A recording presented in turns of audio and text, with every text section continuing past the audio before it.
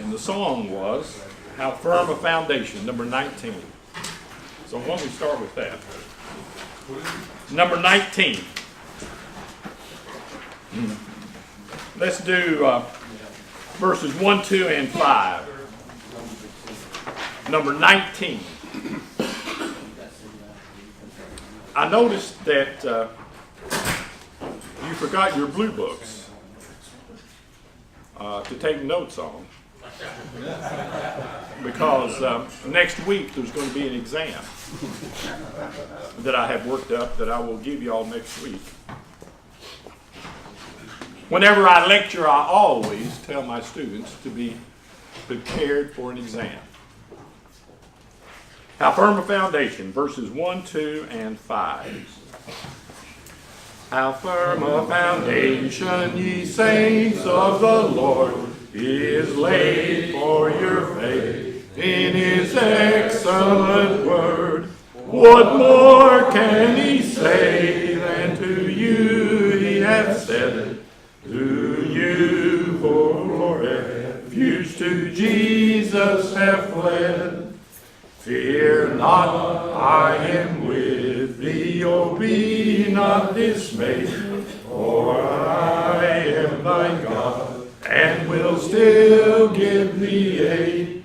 I'll strengthen and help thee, and cause thee to stand, upheld by my righteous omnipotent hand. The soul that on Jesus still leans for repose, I will not desert to its foes.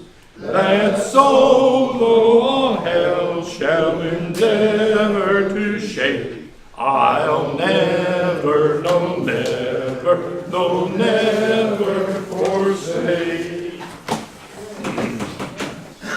Very good, very good. Just so that you know, there is a book in our library that is entitled Born in the Spirit, Living the Legacy. And it is the story of Christ United Methodist Church.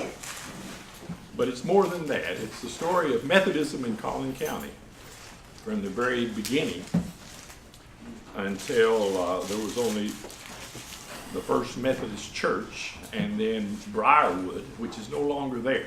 Briarwood United Methodist was on the far east side of Plano. Some of you may remember that church. It's no longer there, but anyway, this is Born in the Spirit, Living the Legacy, and it's a story of Christ United Methodist Church and Methodism in Collin County in general. You will find it very interesting. We spent about the better part of a month trying to put this together.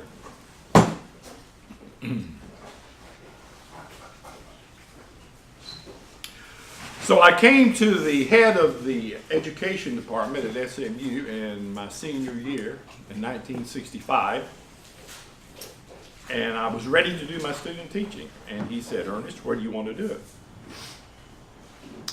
I said, "Well, I'm not sure, Dr. Hosford, probably somewhere in Dallas or Richardson." He said, "Well, I noticed from your vita and your application for student teaching, you're from Olney, Texas. Is that correct?" I said, "Yes." He said, "Well, that's a Class 2A school, right?" I said, "Yes."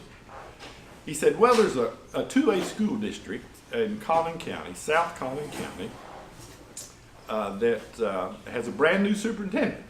He just got there 2 years ago. Wayne Hendrick is his name.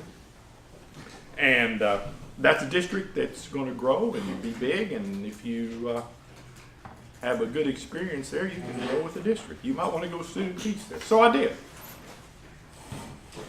At the end of my student teaching experience, Wayne Hendrick called me into his office and he said, "Ernest," I said, "Yes, sir, Mr. Hendrick." It wasn't Dr. Hendrick yet.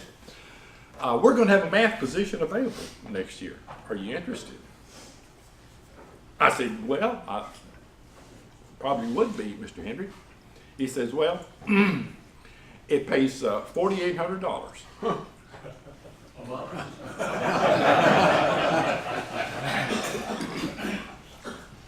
thought I had died and gone to heaven. $4,800 in 1965.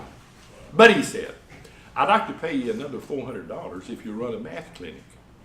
I said, a math clinic? He said, yeah. He said, after school, school's out at 3:30. 3:30 to 4, for 30 minutes, you run a math clinic. And we'll advertise it. And any of the math students that need help can come by and get help. Your students or any other math teacher students.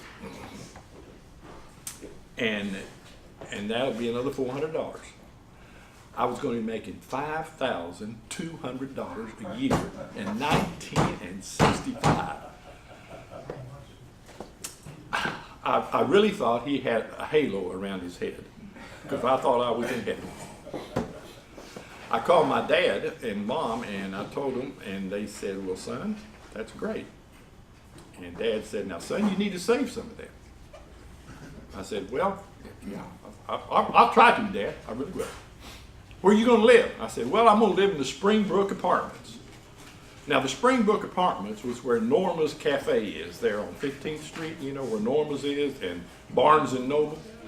That's where the Springbrook Apartments were. That was about the only thing on West Plano. 544 was a 2-lane blacktop road.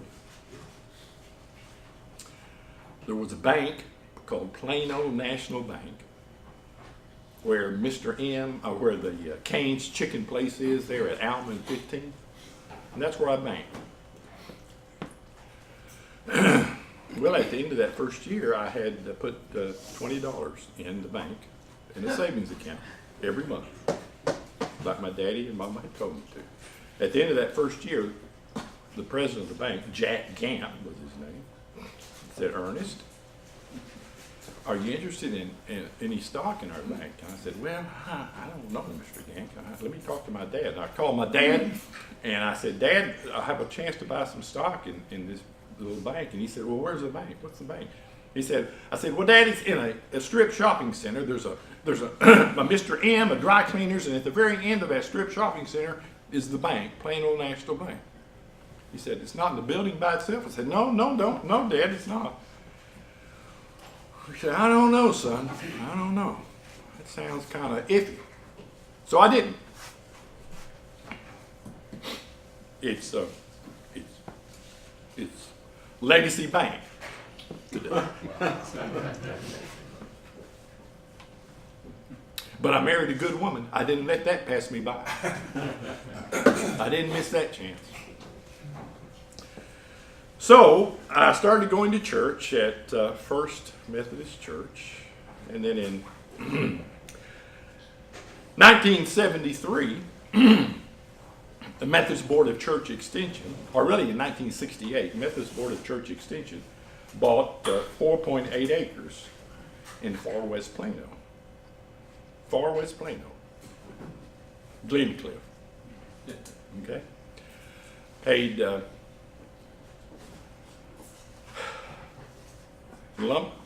princely sum of $48,000, $10,000 an acre. That was a pretty princely sum in 1968. Bought the land. Highland Park United Methodist Church gave us $50,000 to start up the church.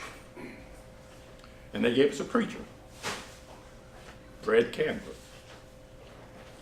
Now, in the history of Methodism, it is rare that you would have a church that's 46 years old that's had only 2 preachers. That's right. 46 years old. 2 preachers. We get our 3rd preacher next year. That's remarkable. When I was growing up, about every 3 to 5, 6 years, preachers would move. Okay?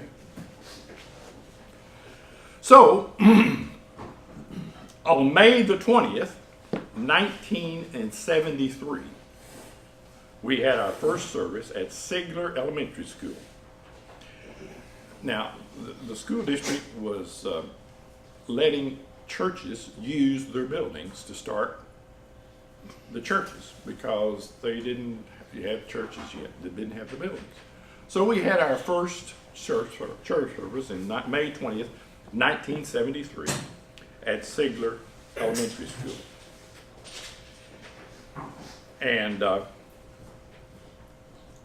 in September 16th, 1973, we had Charter Sunday.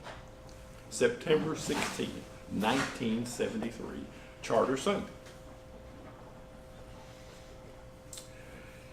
And Dr. Gordon Cassad, who was the district superintendent of the McKinney district in the North Texas district, was the Charter Sunday clergy that chartered our church.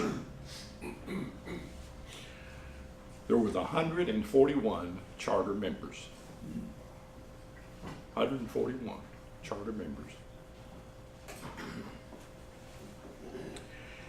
In July the 14th, 1974, we had our groundbreaking ceremony.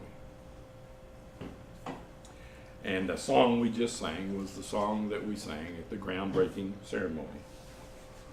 Jerry Vincent was our architect. We interviewed a lot of architects in the old Plano Savings and Loan. Y'all know where the old Plano Savings and Loan was?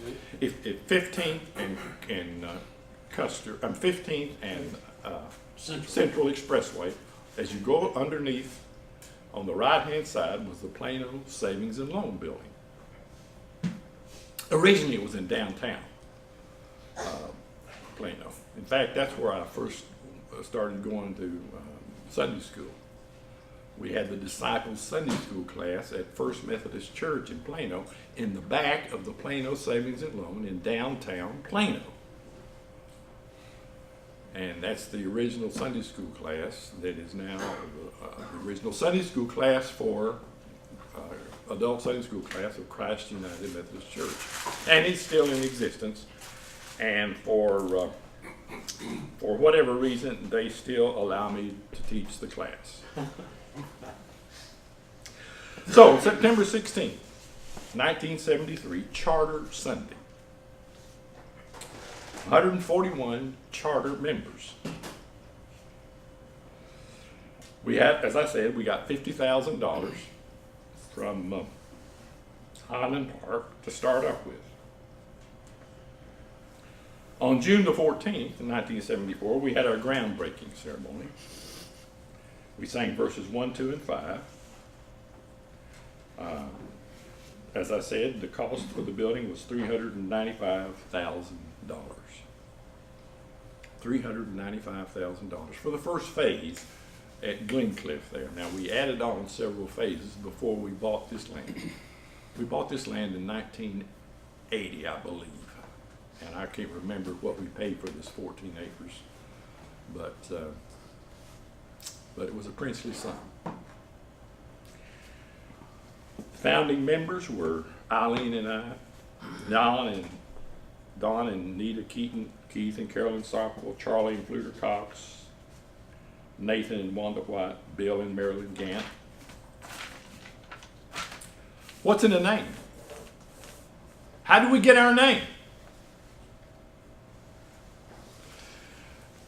Our founding pastor, Fred Candler, had a good friend who was a pastor in Oklahoma City of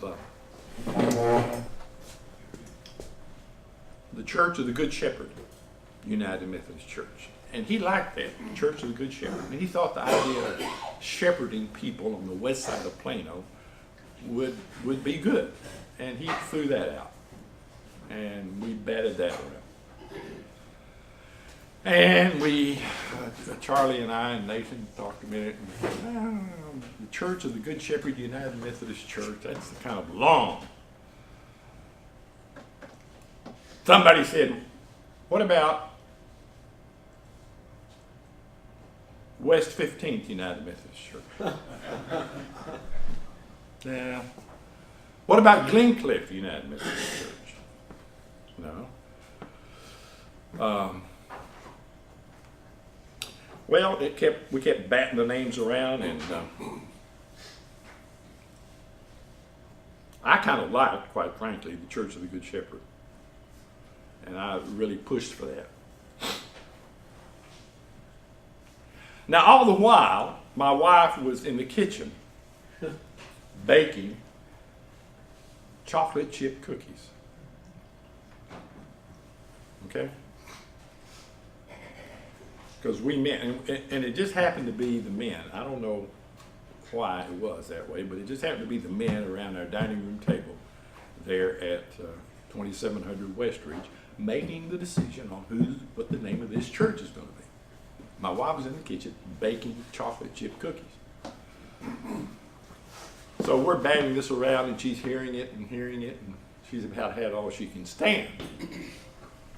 So she comes to the dining room table with plates of warm chocolate chip cookies in one hand and an ice cold frosted pitcher of milk in the other hand. And she leans in and she says, "Now, whose church is this?" And I looked at her and I said, "What do you mean, Eileen? Whose church this is?" "It's our church." And Nathan said, "Well, of course it's our church. We're founding it. We're organizing it."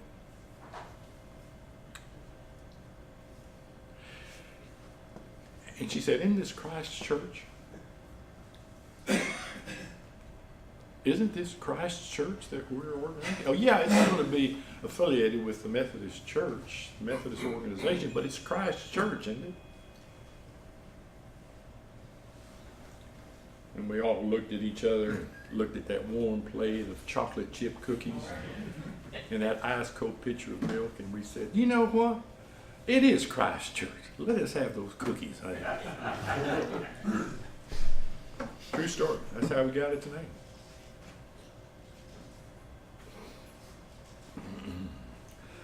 The first Sunday school class was the Disciples Sunday school class. Jerry Vincent, as I said, was our architect. And our groundbreaking ceremony was June the 14th, 1974. And as I say, the church cost us around $395,000 to build. First service was October of 1975, and we had nearly 400 members that joined on that day. Yeah, we had a large. We met at Sigler Elementary School. We carted in chairs and put them back out, and carted in baby containers to hold babies, and it was an experience. If you've never been involved in starting up either a company or an organization or a church, there is nothing like it. I am convinced, as I stand here before you, that the hand of God was involved in the development in Christ United Methodist Church. We had really no focus about what we wanted in terms of a church, other than we wanted to be a church that would meet the needs of the people. And so, in order to start that church and let people know that there was a new church on the west side of Plano that happened to be affiliated with the Methodist Church, we had neighborhood zone groups. And we met in individual homes every evening, and we'd talk about what we were trying to do to get to spread the word of the God in the gospel of Christ on the west side of Plano. And it was an experience that I wouldn't take for it. It has changed my life. It made me a better person. It made me a better Christian. It made me a better believer in the fate that God has for each one of us. I am convinced, as I stand before you, that I was called to be involved in this project from the very beginning. I would have never, I don't believe, had the deep, abiding faith that I have today, even though I grew up as a Methodist, had it not been for the experience that I had in organizing and helping develop a community of faith, all of whom happened to be called Methodists because they had a methodical way of doing something. And that's how we got our name. That's how we got our name, because we had a methodical way of doing something to the glory of God. So, that's the beginnings of the church. I would be more than happy to entertain any questions that you might have beyond what I have just said with regard to how we got started and what the church was all about. But that's my presentation at this point. I have a question. Tell us about the history of the stained glass windows. In the original church on Glencliff, you couldn't find a stained glass window. Yeah, Tell us about that. I'm not sure about that. The stained glass windows. Some of you may know about the stained glass that we have in the church here. The stained glass windows. I'm not sure about those. Well, that was a big controversy. When we moved into this church, they said, well, we're going to have stained glass windows. And many people grew up as a young child with stained glass windows, but for some reason, the first building that we had on Glencliff did not have any. And so that became a real big issue. It was, yeah. Yes? Ernest, a little part of that history, you and I go back to, I came 76, is that the first sanctuary, you might want to expound on that, the famous Centrum.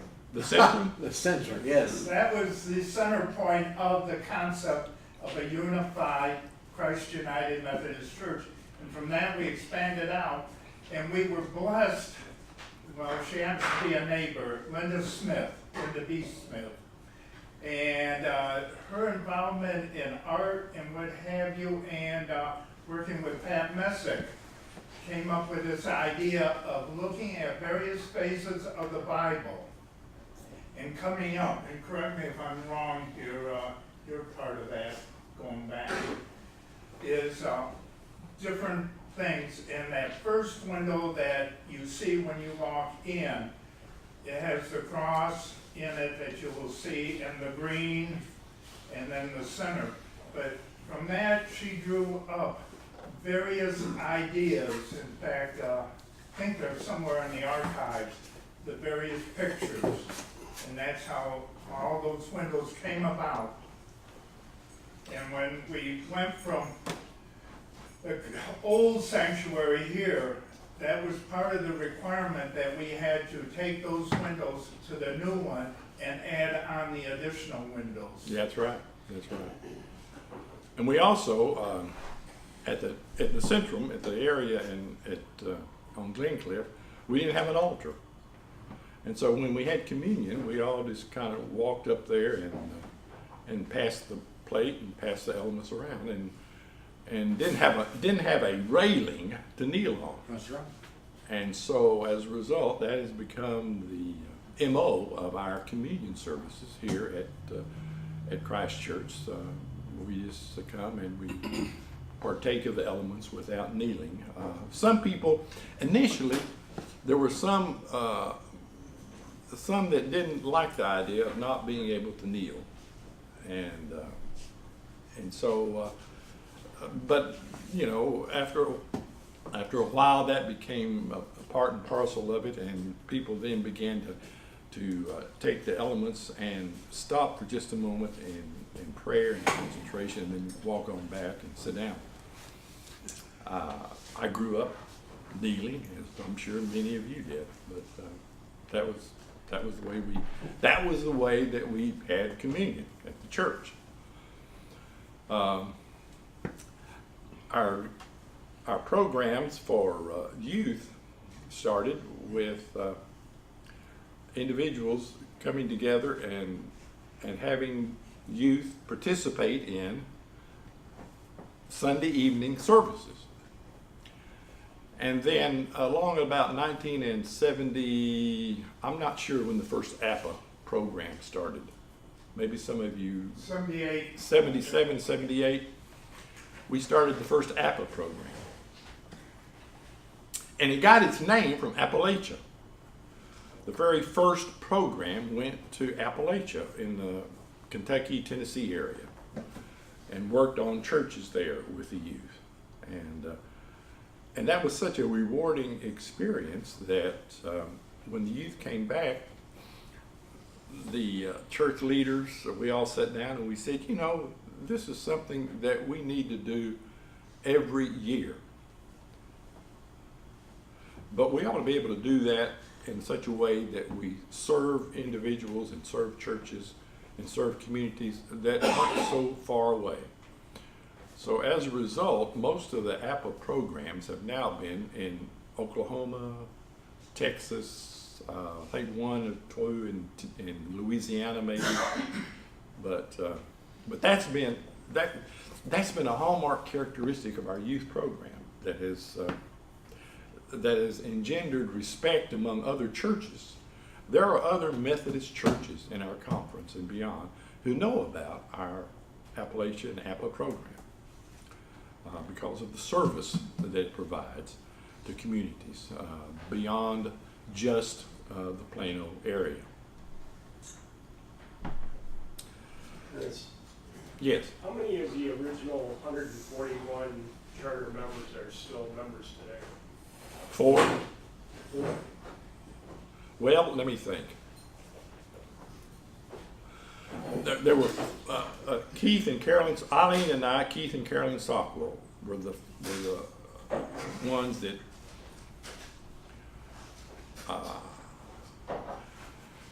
the charter members. I'm not sure how many of the actual charter members are still. The founding members, there's only 2 couples, Eileen and I, and Keith and Carolyn Sockwell. You know, if you go in there to Charlotte's office, on the wall, she's got a plaque, and in that plaque is a list of those founding members. Yeah. Yes. Wasn't the first meeting in somebody's home, and there were like 10 or 12 families? Yeah.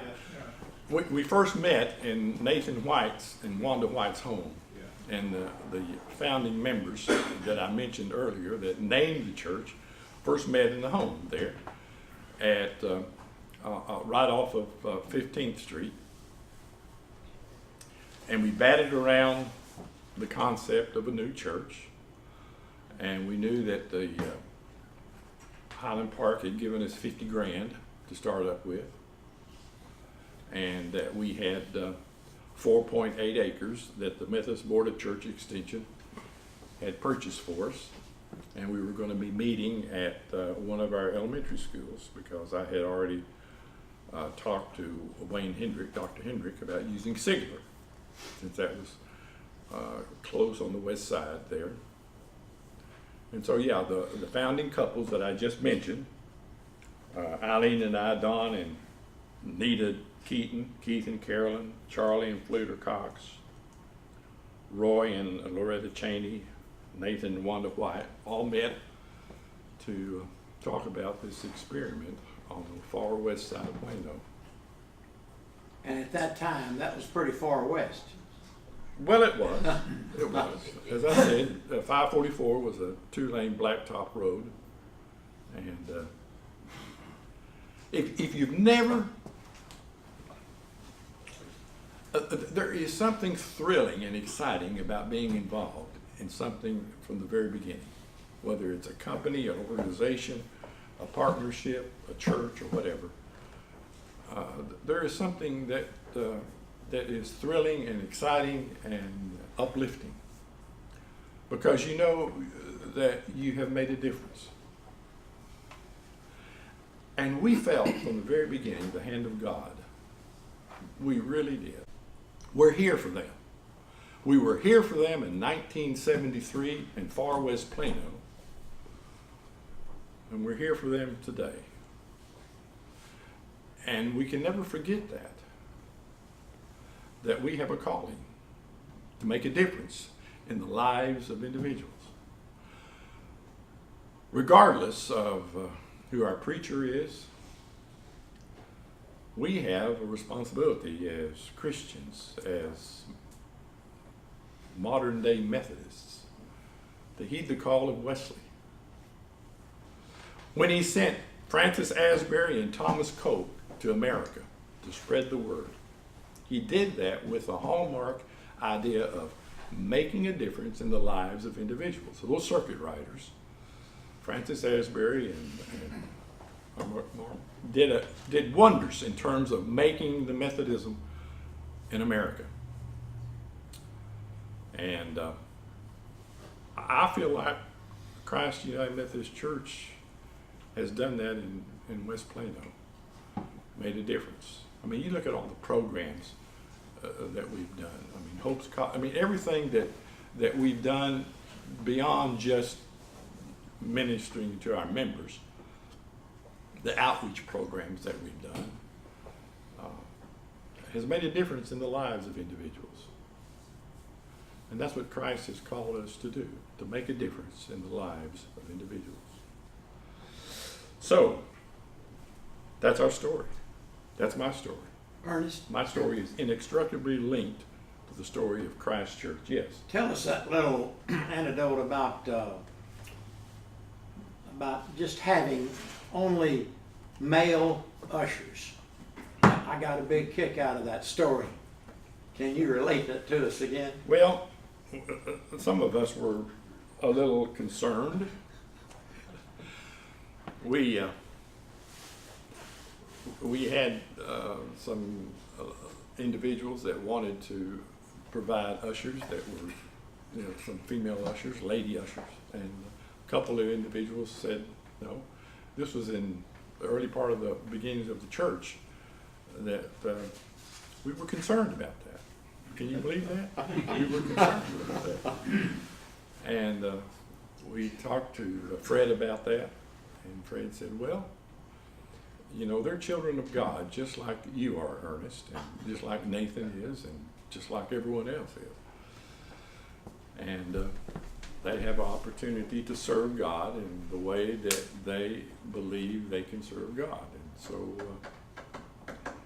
after a while, that passed.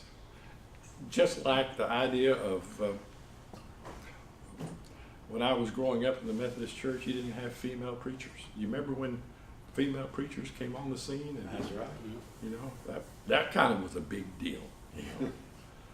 But those things pass by the way when you realize that God created us all, every single one of us, in His own image, and that regardless of who you are or your station in life, you stand in the need of the grace of God, be ye male, female, black or white, Hispanic or otherwise.